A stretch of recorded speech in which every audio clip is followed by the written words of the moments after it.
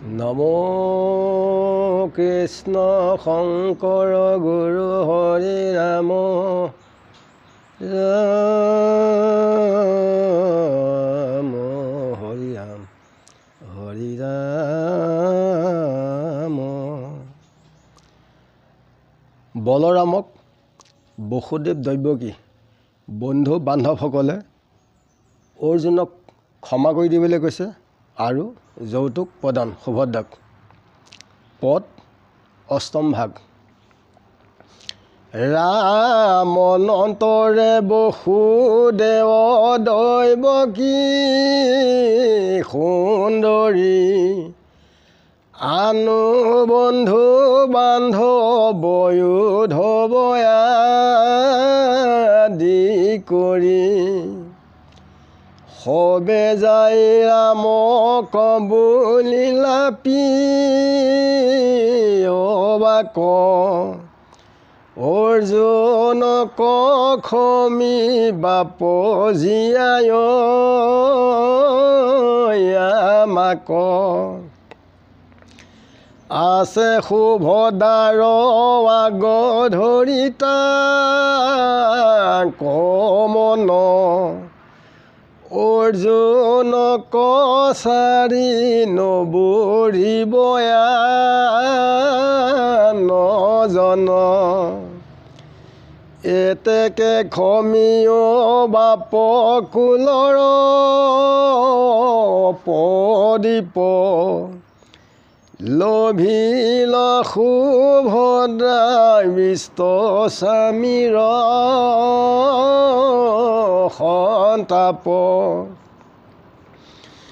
তুমি দুই ভাই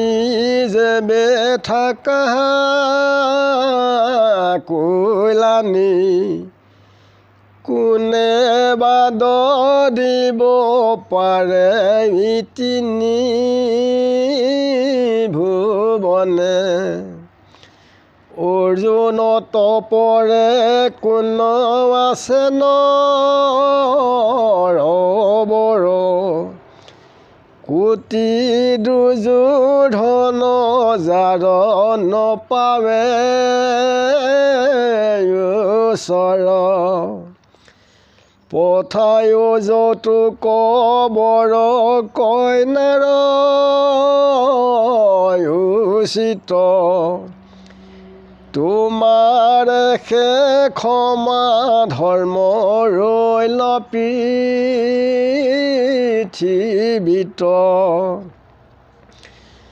সুহৃদ গণৰ হেন শুনিয়া বচন দূৰ ভৈল লাজ ৰাম ভৈল ৰংগমন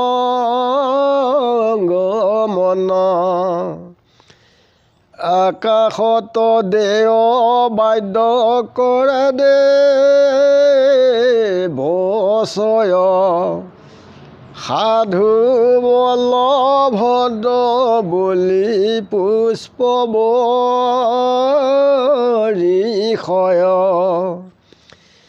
কৃষ্ণ সমে ৰামে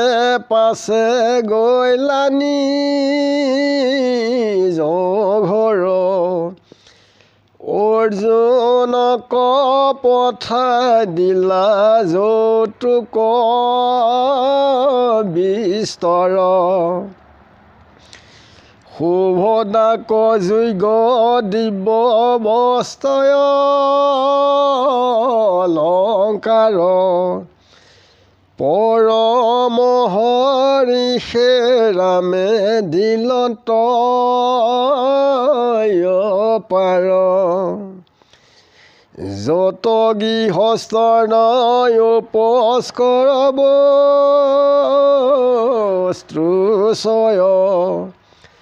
সব শুদ্ধ সুবৰ্ণৰ দেখি মনোময়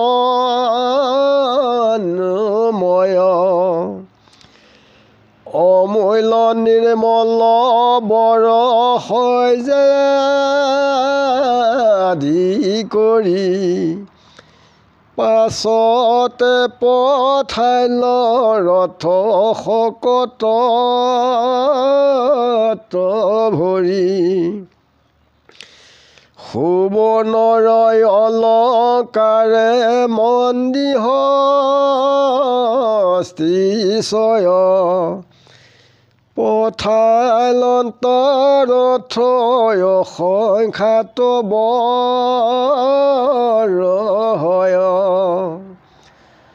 সহস্ৰে সহস্ৰে দাসী মন্দিৰ ববাস দেখি অৰ্জুনৰ ভৈল পৰম উল্লাস জানিলো কৃষ্ণ সেৱাজি ৰাখিল অন্তঃপ্ৰাণ আৰু ধন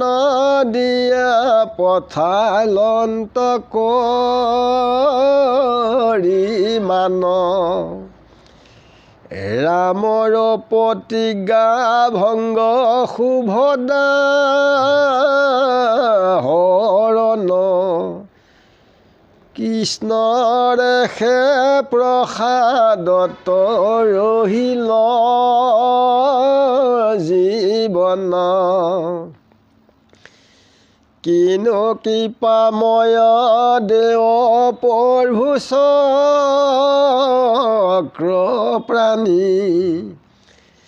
কিশোন বলিলা তান হৰিল ভগিনী জন্মে জন্মে হৈব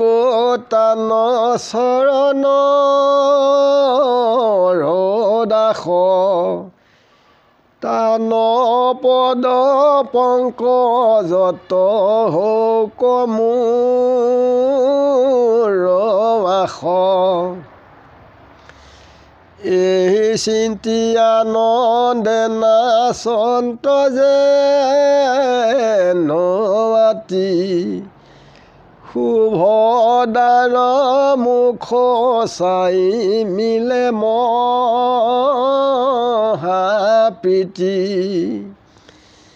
কৃষ্ণৰ প্ৰসাদে সিদ্ধি ভৈল কাজ মহামহোৎসৱে যাই পাইলা নিজৰাজ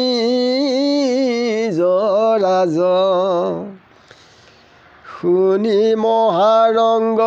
মন ভৈল বান্ধৱে আগবাঢ়ি আহি সবে নীলাম উৎসৱে কৃষ্ণৰ ভগিনী হৰি আনিবাৰ শুনি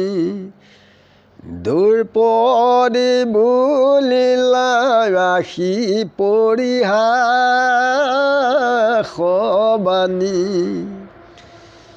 ভাল তীৰ্থ যাত্ৰা কৰি ফুৰিলা আপুনি বিহা কৰি হৰি আনি আশা কন্যা তিনি আমাৰ সেনে দেখিলে দণ্ডে গজাই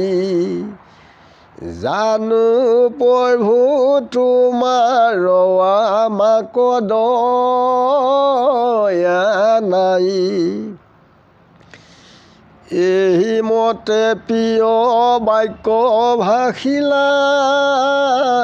দ্ৰৌপদী থাকিলা অৰ্জুন লাজে প্ৰত্যুত্তৰ নিদি শুকনি গদতি নিবেদিলো পৰীক্ষিত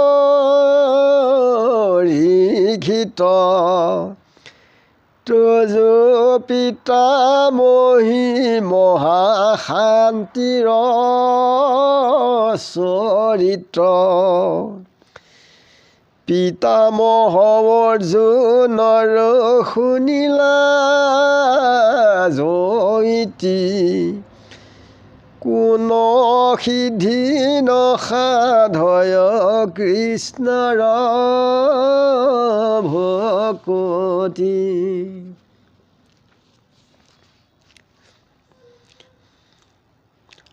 বসুদেৱ দৈৱকী আৰু উদ্ধৱ যিখিনি বন্ধু বান্ধৱ আছিল এই সকলোৱে বলভদ্ৰক বুজাইছে তেখেতৰ খং উঠাত যে সুভদ্ৰাৰ কৈছে যে সুভদ্ৰাৰ অৰ্জুনক আগতেই মন আছে যে অৰ্জুনক চাৰি তেওঁ আনক কেতিয়াও বিয়া নাপাতে, যে সেইকাৰণে তুমি কুলৰ প্ৰদীপ তুমি অৰ্জুনৰ দোষ অকণো নধৰিবা, যে কৃষ্ণ আৰু তুমি একেলগে থাকিলে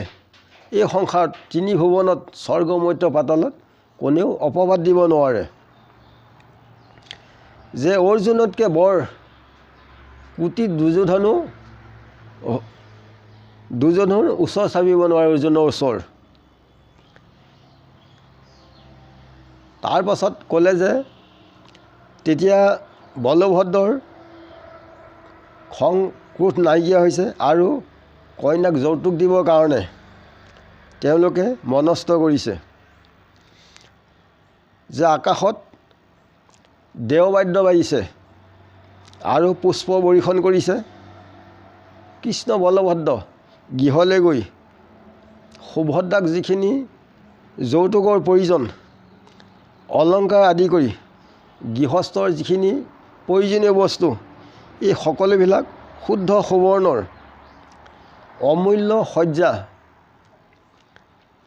এই সকলোবিলাক দান কৰিছে, যে শকতত ভৰাই তেখেতসকলৰ গৃহলৈ পঠাই দিছে আৰু লগত দাস দাসীও সহস্ৰ পঠাইছে। অৰ্জুনৰ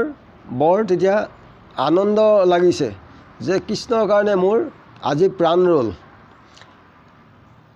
ৰামৰো প্ৰতিজ্ঞা ভংগ হ'ল আৰু ময়ো সুভদ্ৰাক লৈ আহিলোঁ, কৃষ্ণৰ প্ৰসাদতহে মোৰ জীৱন ৰ'ল। এইবুলি তেওঁ কৃষ্ণই প্ৰাৰ্থনা কৰিছে যে জন্মে জন্মে আপোনাৰ চৰণত মই দাস হৈ থাকিম, আপোনাৰ চৰণ পংকজত সৰ্বক্ষণে চিৎবৃত্তি যেন মোৰ অচলে ৰহক, এইবুলি অৰ্জুনে কৃষ্ণক প্ৰাৰ্থনা কৰিছে। আৰু সুভদ্ৰাৰ মুখ চাই মহাপ্ৰীতি লাভ কৰি কৃষ্ণৰ প্ৰসাদত সকলো সিদ্ধি হ'ল। এনেকৈয়ে তেখেতসকলে মহোৎসৱ পাতি আনন্দ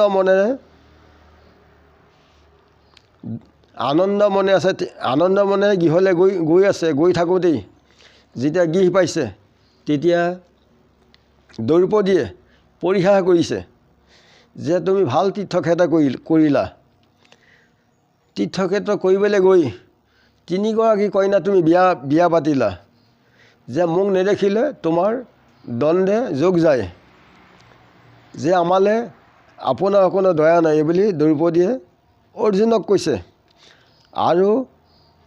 অৰ্জুনে কোনো উত্তৰ দিয়া নাছিলে।